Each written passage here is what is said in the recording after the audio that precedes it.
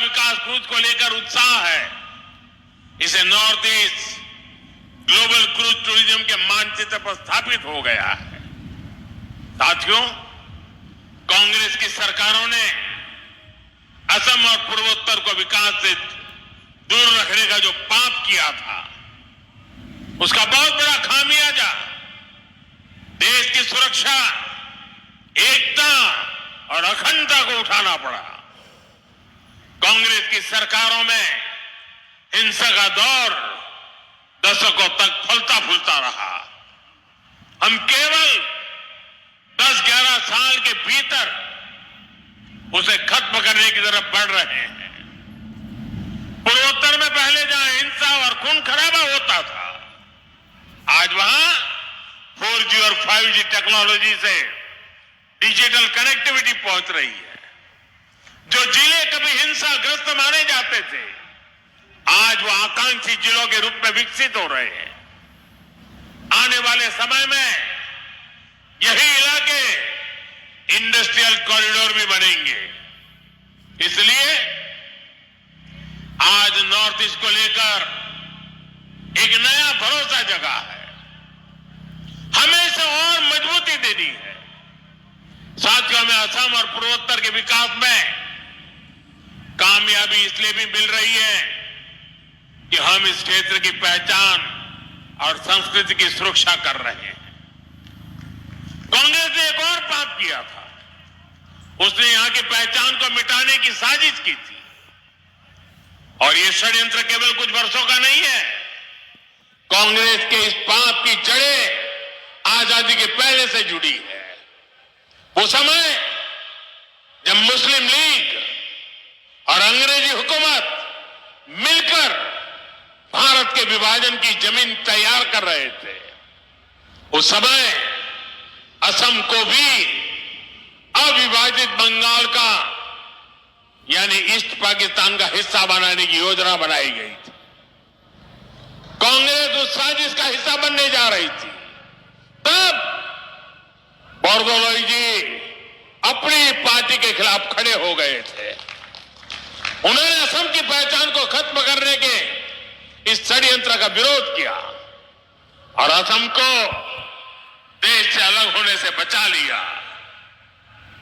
Bhajpa party हमेशा party line से ऊपर उठकर हर देशभक्त का सम्मान करती है।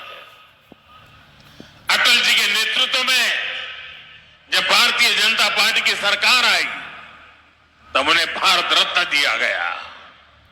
भाइयों बहनों, बोरदोलोई जी ने आजादी के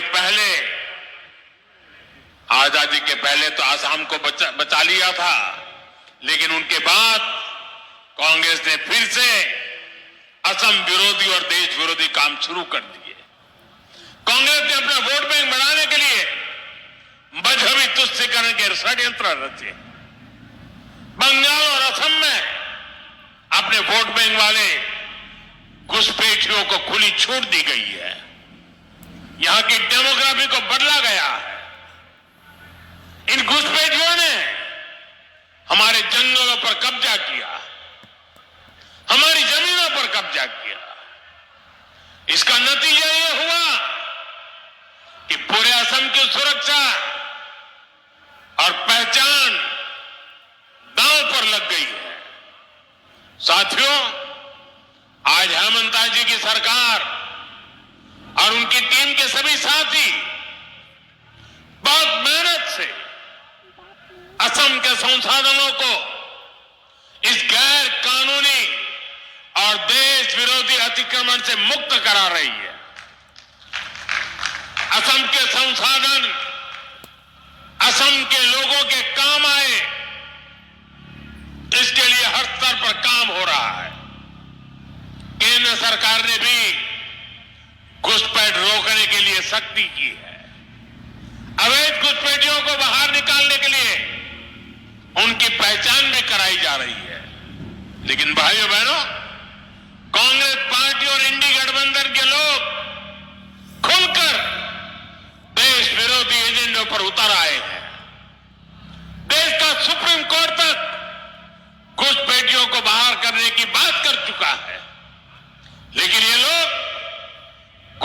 हितों के बचाव में बयानबाजी कर रहे हैं। इनके वकील कोर्ट में घुसपैठियों को बचाने की पैरवी कर रहे हैं। चुनाव आयोग निष्पक्ष चुनाव के लिए एसआईआर की प्रक्रिया कर रहा है। तो इन लोगों को देश के हर कोने में तकलीफ हो रही है। ऐसे लोग असमिया भाई बहनों के हितों को नहीं बचाएंगे। ये लोग आपकी जमीन और जंगलों पर किसी और का कब्जा होने देंगे। इनकी देश विरोधी मानसिकता पुराने दौर की हिंसा और अशांति वाले हालात पैदा कर सकती है। और इसलिए मेरे आसाम के भाई बहन, हमें बहुत सावधान रहना है।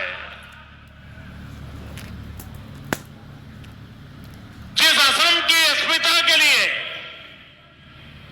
बरदोलोई जी जैसे लोगों ने जीवन भर अपना सब कुछ न्यौछावर किया, हमें उसकी रक्षा करनी है। असम के लोगों को एकजुट रहना है। हमें असम के विकास को डिरेल होने से बचाना है।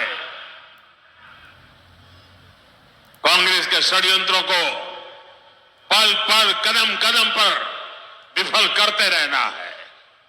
साथियों, आज दुनिया भारत की ओर उम्मीद से देख रही है। भारत के भविष्य का नया सूर्योदय पूर्वोत्तर से ही होना है।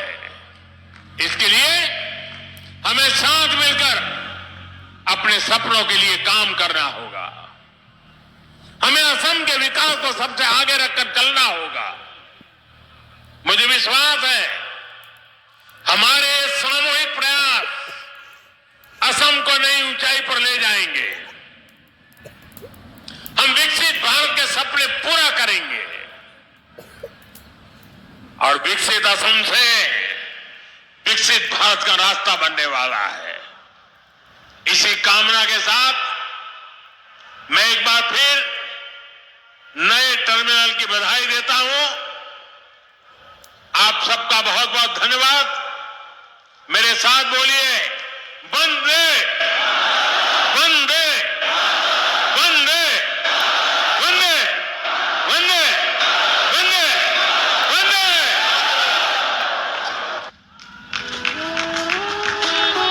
महोदय, आपके साथ गर्भित और मार्गदर्शक उद्बोधन के लिए हम हार्दिक कृतज्ञता व्यक्त करते हैं।